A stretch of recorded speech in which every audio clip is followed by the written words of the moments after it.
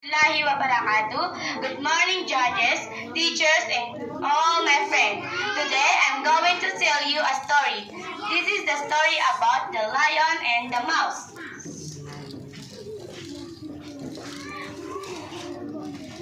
Once, as a lion lay sleeping in his den, a naughty little mouse ran up his tail, his back and up his mane, and jumped on his head.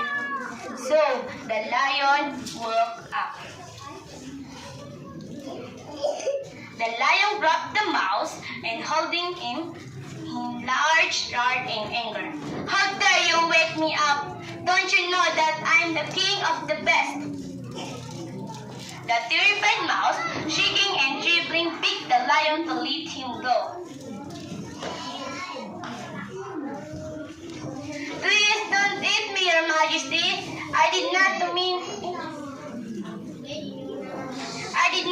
to wake you.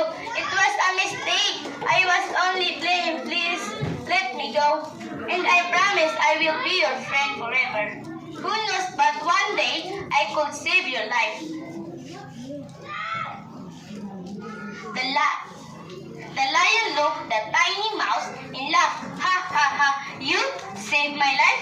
What an absurd idea, he said scornfully. But you have made me laugh and put me into a good mood again. So I shall let you go. And the lion opened his claws and let the mouse go free. Oh, thank you, Your Majesty. A few days later, the lion was caught in a hunter's net. Struggle as he might, he couldn't break free and became even more entangled in the net of ropes.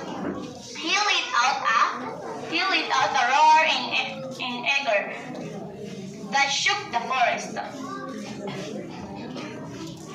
Every animal heard it, including the mouse. My friend, the lion is in trouble. He ran as fast as he could in the direction of the lion's roars, and soon found the lion trapped the hunter's tail. Hold still, Your Majesty. I will have you out of there in a jiffy. And without further delay, the mouse nibbled through the ropes with his sharp teeth. Very soon the lion was free. I did not believe that you could be of use to me, little mouse, but today you saved my life. It was my turn to help you, sir. Even the weak and small can be of help to those much mightier than ours.